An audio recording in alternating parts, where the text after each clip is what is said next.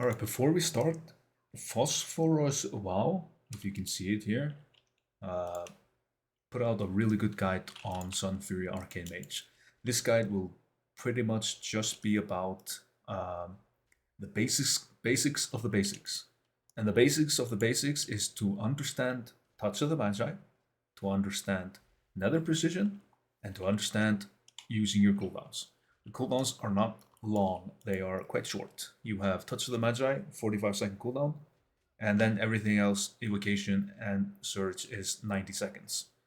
Then you can reduce it with Shifting Power, which you should just like spam out every time there's any like downtime. And then the core rotation is focusing on Nether Precision and the quote-unquote bug that was going on beta and alpha, where if you got a clear casting proc and you use that clear casting proc to get your Nether Precision, because that's the only way to do that, you can do it through missiles or explosion. So let me just, thank you. You cast missiles, you get 2 stacks of the Nether Precision. So what happens is that if you cast Blast and then Blast into Barrage, both that's the last Blast and the Barrage both consume the same Nether Precision stack. Because Barrage is a bit weird, it checks for damage when it is cast. It does not check damage when it lands like that.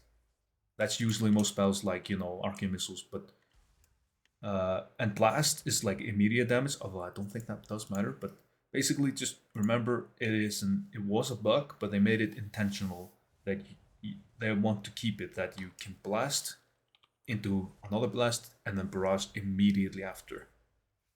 So that's the biggest like single target raid fight, most important thing to understand is that the core rotation is get as many clear casting procs as possible. Thankfully, Evocation and Surge give you clear casting procs. You want to generally like get a decent amount of them.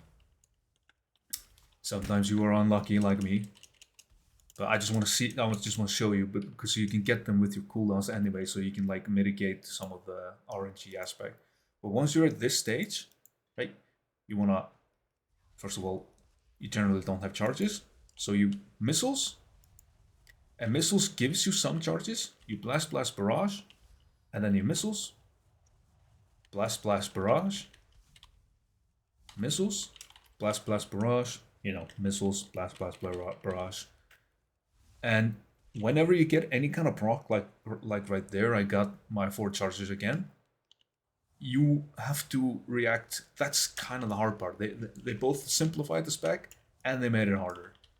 So you have to essentially look at what procs you got. You got like 50,000 procs, and they're all different and they all change the gameplay.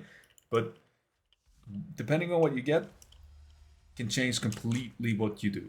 And then you also have time anomaly that can give you Arcane Surge, clear casting, or time warp. It can completely change the gameplay. And then you got also procs of Arcane Orb, especially in Mythic Plus, especially in AoE. Getting those procs means that it just changes the entire gameplay. The core idea is to try and get as many barrages at 4 charges with Nether Precision as possible. Everything else is just trying to fish for those procs or use cooldowns. The cooldown rotation, extremely simple. Evocation, Arcane Surge, although I think I cancelled it a bit too early there, my Evocation. And then just, Touch of the Magi. You generally want to like barrage into Touch of the Magi to get like procs again. And then you got this rotation right here. Basically what this is this is like this last talent. It essentially means like these 3 abilities, Blast, Missiles, and Barrage, will echo 2 times. So you want to try and cast all 3 abilities at maximum power. I would not think too much about it, but that is a min-max you can do, right? So what happens is that, like for example, this is like the idea. You have 4 charges. I think you can either like blast into... Okay, that doesn't work, okay. So you basically just barrage into Touch of the Magi.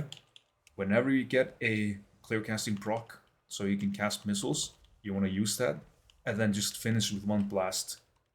And that will give you this big explosion that does big damage, and I think it also makes them take increased damage. No, they took that part away. Okay.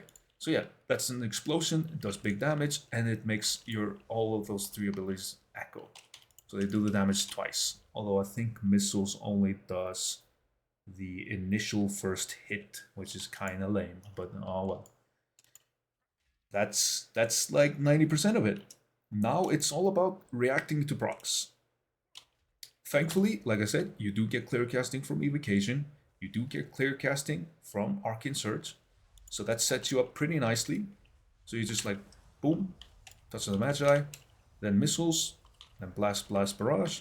Here I got a proc, so I'll just like do double barrage, or maybe I should do missiles first into, like, you know, it's just reacting to. I think this, like, I do missiles, and then I barrage, and maybe I like blast barrage. I don't know. I don't know. We just have to see what the robot says, tells me what's the best thing to do. Like, I don't know what like the best thing to do, but generally this is like 90% of the gameplay. It's just reacting to procs, and weak auras will help you a lot with this. Like when you get an Arcane Surge proc with Time Anomaly, although I don't think that really changes much. When you get like a, you know, checking your Nether Precision, blah blah blah, etc. Right, and using your shifting power as much as possible. Yeah, that should cover most of the stuff. Now that you can go and check this out, work on this, try and figure this out, get this down to like a T, right? Focus on doing this on dummy rotation, and then you should be ready for those crazy, overly complicated preheat videos or phosphorus. Wow, phosphorus. Wow, you should definitely check those out. They have absolutely all the information you want, and sims, and they probably also go over spell slinger and a bunch of stuff, right? So much better, right? But I hope this helped. See ya.